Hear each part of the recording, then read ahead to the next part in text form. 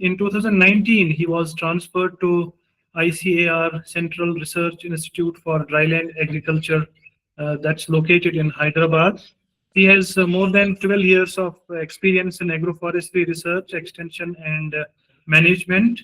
He has developed on the production of quality planting material of short rotation industrial trees, evaluation of lac insect in Bundelkhand region, development of nurseries of tree-borne oils for production of quality planting material. Then he has also worked on the introduction of sandalwood-based agroforestry systems. And presently, his major focus is on quantification and evaluation of ecosystem services from dryland agroforestry systems in different agroecologies of dryland areas in our country. He has published a number of research papers in various reputed international and national journals. He has also served as a consultant under the project investigation on carbon dioxide sequestration through Green Belt Development Program. And in 2018, he was the recipient of Nanaji Deshmukh ICAR Team Award for Outstanding Interdisciplinary Team Research Award in Agriculture, Allied Sciences for Natural Resource Management and Agricultural Engineering. Sir, your presentation is visible. You are audible as well.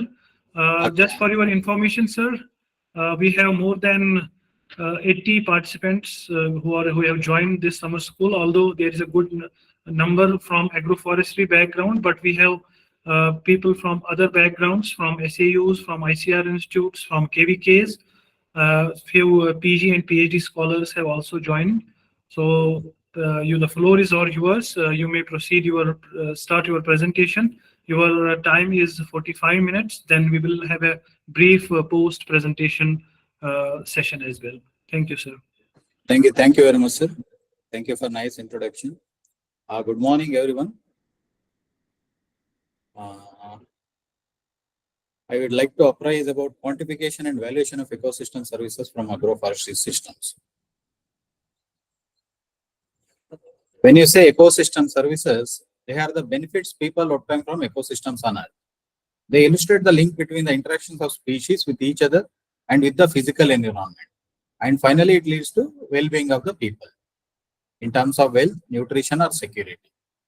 So from ecosystem, it leads to ecosystem function. Then from function, it leads to ecosystem goods and services. And finally, it contributes to human well-being. So Millennium Ecosystem Assessment during 2005 divided ecosystem services into 4 categories. You all know this, I think: regulating services, supporting services, provisioning services, and cultural services. Supporting services include, of course, it's not of direct benefit, but essential to the functioning of all other services.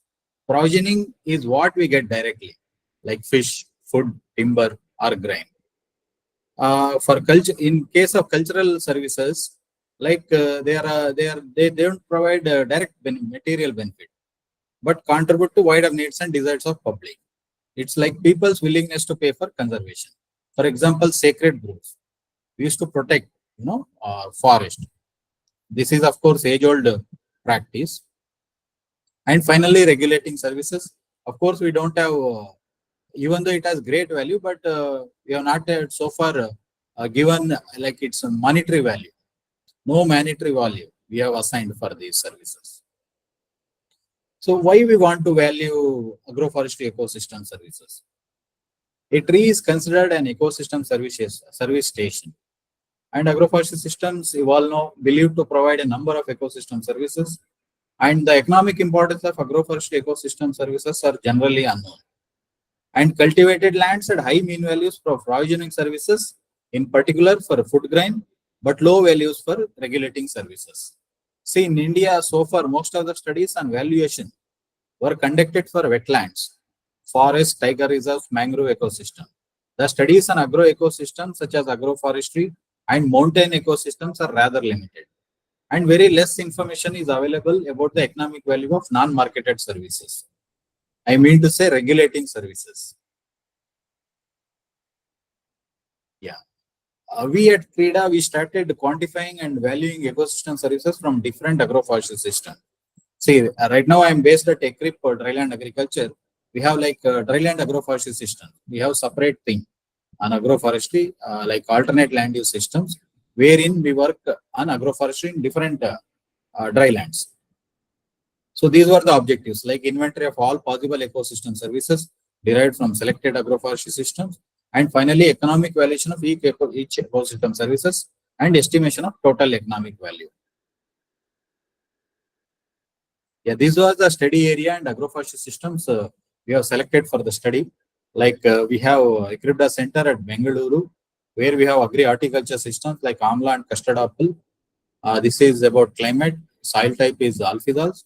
Then Raichur, of course, this we have like industrial agroforestry, Miliadubia based agroforestry systems, falls in semi-arid zone. Soil type is vertisols. Then Vijaypura, like we have tamarind based agroforestry systems.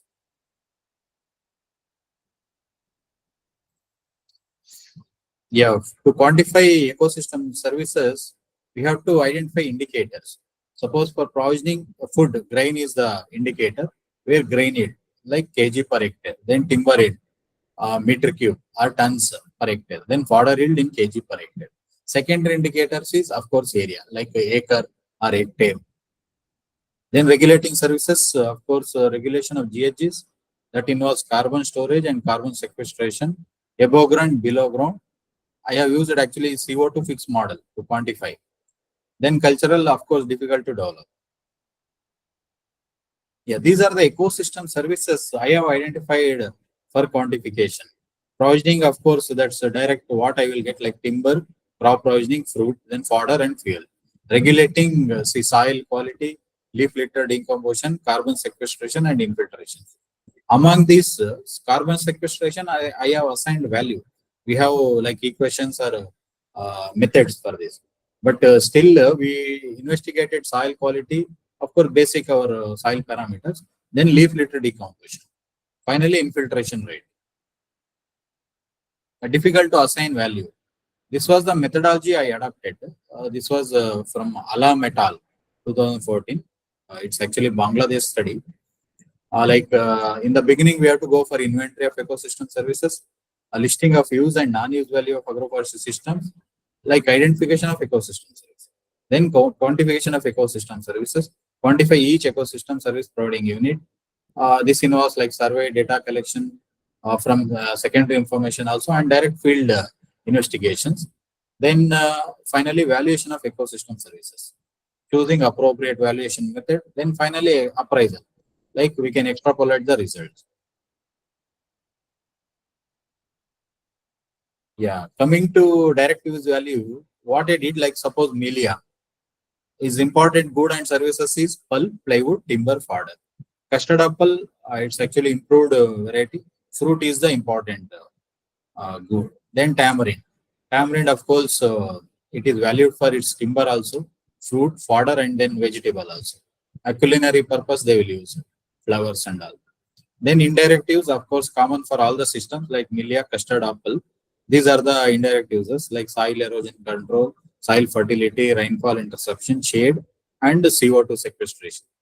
So what I did, I have prioritized the goods like carbon dioxide sequestration, litter decomposition, and infiltration rate from these agroforestry systems. So we have like these are list of valuation methods. I have used a cost-based method for carbon sequestration. Then market price, of course, direct. Then we have like travel cost, all ecosystem services that contribute to recreational activities. Then standard preference method, where contingent valuation method, all ecosystem services we can quantify. And these are like overview of valuation methods used to value goods and services.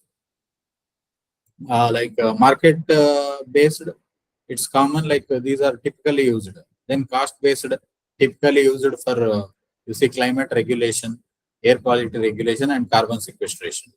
So likewise, hedonic pricing, travel cost, then contingent valuation methods. Yeah, these are the observations we did, like parameters, soil quality, all like basic parameters. Then leaf litter decomposition by using simple techniques like litter bag techniques. in surface and subsurface, and carbon sequestration.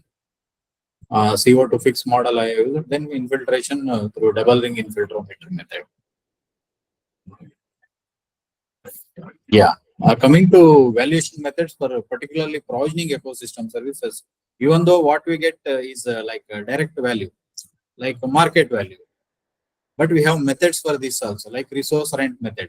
It is often applied to calculate provisioning services, including crop production, or timber, or firewood, and fodder. The resource rent is calculated by subtracting all costs and normal returns from the total marketed output. It's like benefit cost ratio. Then user cost method, the value of the ecosystem services is directly derived from the ecosystem asset value. In this case, the value of agriculture land. The user cost of capital can be viewed as the price that the owner, user of a capital good, pays to himself for the service of using his own assets. See, for example, like timber yield.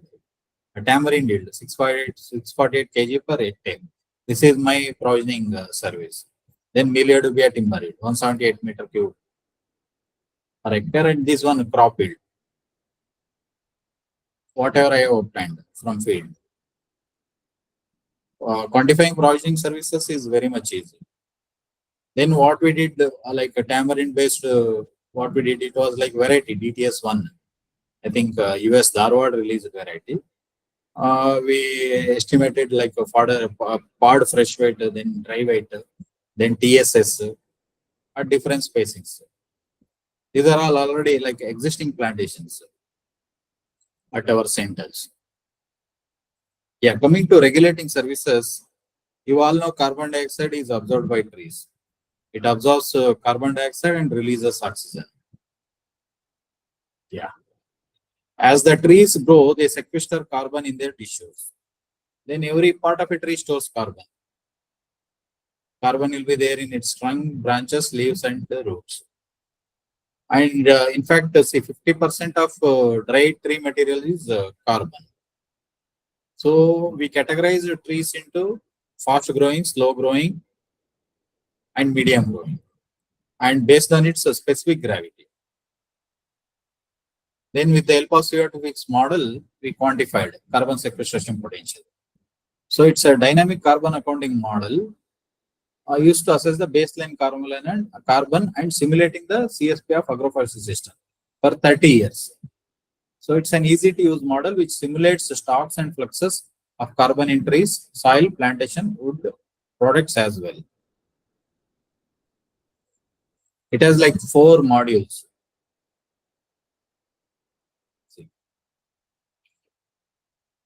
Finally, you see among the agroforestry systems, Milia dubia recorded highest carbon sequestration potential when compared to other species, even at simulated value also, like over the period of 30 years. If you see, least was recorded in amla-based agroforestry systems. Yeah, same thing. I converted that into. I tried to assign monetary value for this by using method. There is a method called social cost of carbon. It's also called as a damage cost of iodide, where I used the social cost of carbon value of $43. I have used it for quantification. So here also you see Milia dubia, it recorded highest economic value in compared to other systems.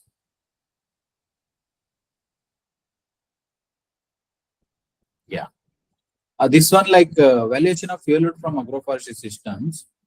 What we from secondary information, what we did, like the maximum quantity of fuel for cooking was obtained from agroforestry system, like 64%, followed by forest and from other common property resources. This was the equation we developed for quantifying like fuel consumption pattern.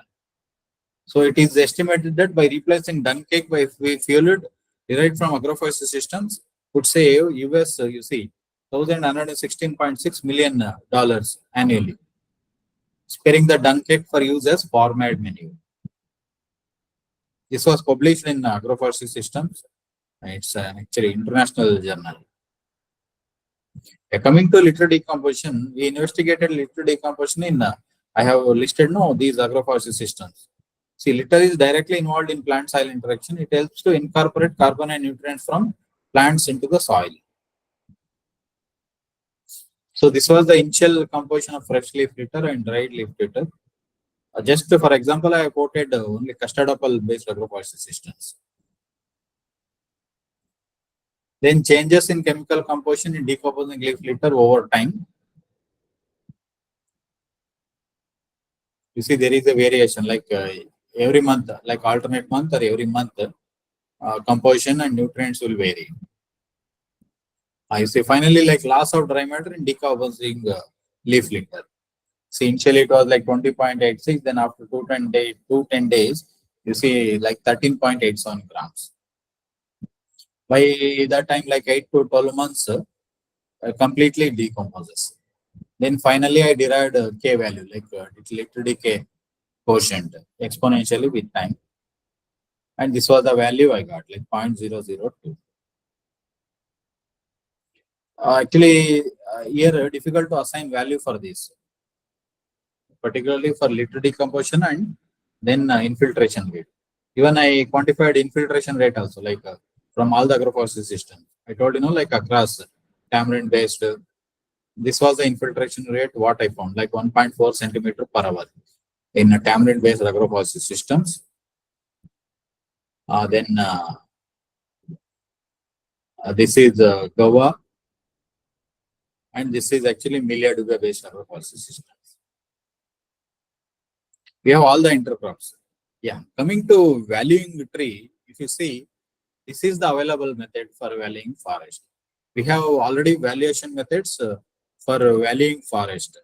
Suppose, see, the Ministry of Environment, Forest and Climate Change is applying the NPV value, like NPV calculations, to compute the cost of all trees standing in an area of 1 hectare. So NPV varies from a maximum of 50 lakh for a very dense forest to 27 lakhs for open forest. If you see, these are the ranges. Very dense forest 14.37 to 55, around 56 lakhs. Medium dense 13.41 to 45.68. Then open forest. This we are following like for the past, several years. FSI also will follow this. Yeah. This one very recent development. You see, a tree's monetary worth is its age multiplied by 74,500. Setting a guideline for the first time in India on the valuation of trees. See, there was a request from West Bengal government to remove almost 300-400 trees for infrastructure development, maybe for widening of roads or laying flyover. Then there Supreme Court intervened. Then Supreme Court insisted that see, so far whatever methods we have, normally we value tree based on its timber. So behind timber we have to value like that. They insisted and they formed a committee, and committee has come up with a guideline and they fixed it like 74,500, and it increases with its age. You see, out of these, the cost of oxygen alone is 45,000. Then followed by rest like biofertilizers, nutrients, compost, which are of around say like 20,000. Other rest like 10,000.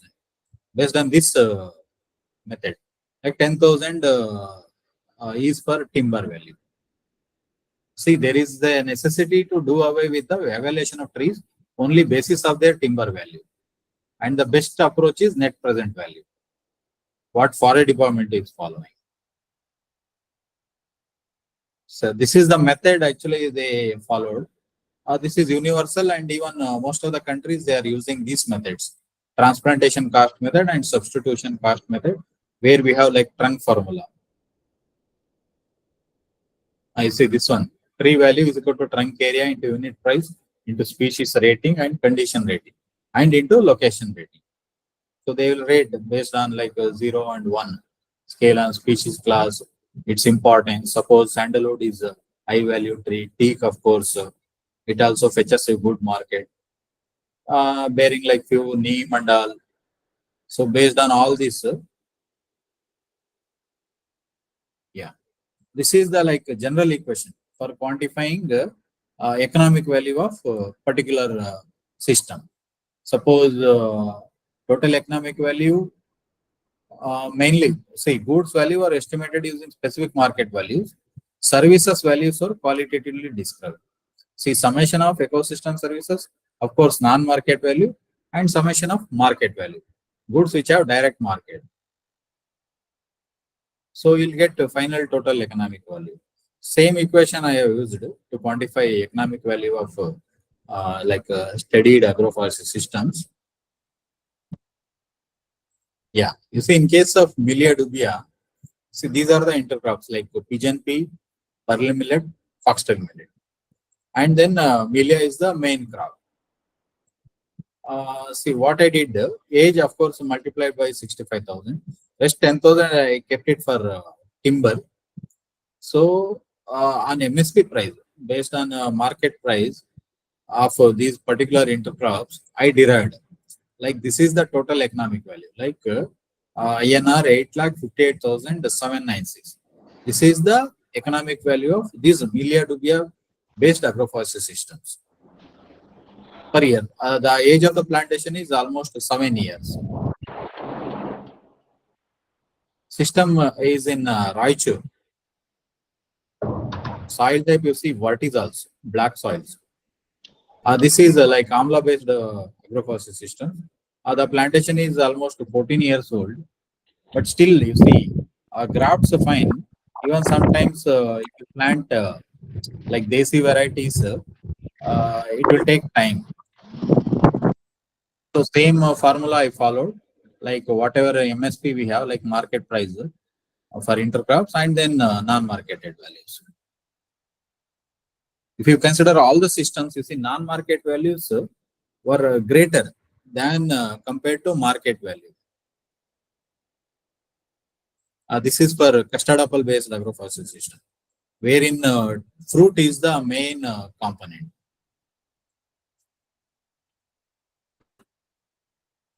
And age of the trees is of course 14 years.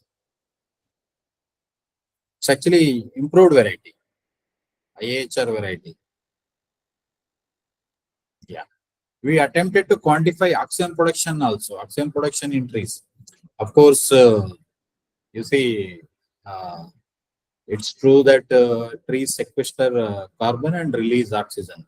We have like photosynthetic oxygen release, but still many of the fora they debate like how come you can quantify oxygen from trees. We have very limited methods to quantify oxygen production potential from trees. But even though, yeah, as I told, NPP is measured using a portable photosynthesis measurement system, and the values are used to compute the total assimilation per day. So these are the formula, and this one an empirical equation. It was like developed by Novak et al. This I used to quantify oxygen production potential from these listed systems. So this is the values I derived. Like suppose the Moringa oleifera, it released the maximum oxygen production when compared to other trees, even Saimaruba also. These are like different age group trees. 3 years, then 9 years. Among 9 years, Saimaruba recorded maximum oxygen, followed by Milia and then Moringa. Moringa recorded maximum oxygen.